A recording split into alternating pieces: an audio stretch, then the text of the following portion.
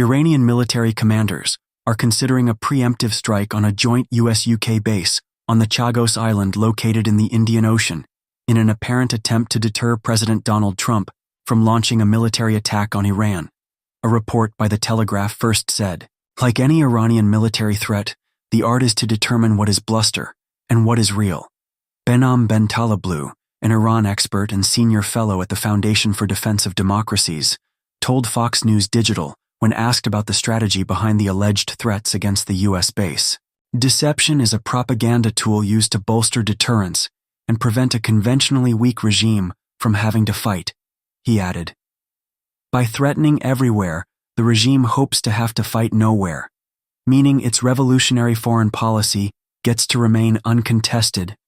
Fox News Digital has not been able to independently confirm the threat of attack on the Diego Garcia base, positioned some 2,400 miles south of Iran, but experts on Iranian security have been sounding the alarm that Tehran likely has, if not direct missile capabilities, options to position its arms that will enable it to hit U.S. strategic interests farther away. Iran has a self-imposed range of roughly 200 miles on its ballistic capabilities, though it is suspected that the IRGC has a ballistic strike capability of hitting up to 1,800 miles away using its Khorramshahr-2 medium-range ballistic missile, Bentaleblu explained in a post on X. Tehran also has the updated version of the missile known as Khorramshahr-4, also referred to as the K-bar missile, which is suspected of being able to exceed Iran's other strike range options, though the extent of its capabilities has not been fully tested.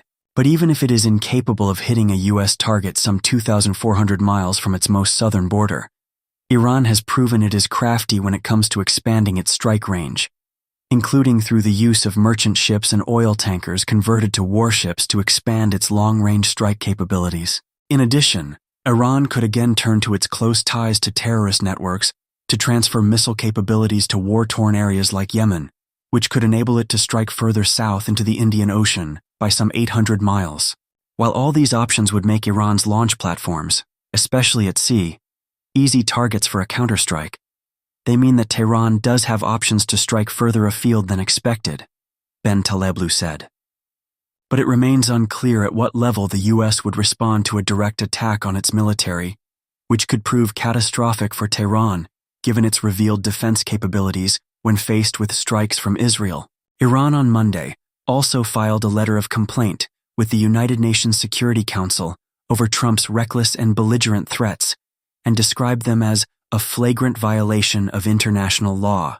According to a report by Reuters, Iran's UN ambassador Amir Saeed Iravani said, Tehran strongly warns against any military adventurism and will respond swiftly and decisively to any act of aggression or attack by the United States or its proxy, the Israeli regime, against its sovereignty, territorial integrity, or national interests.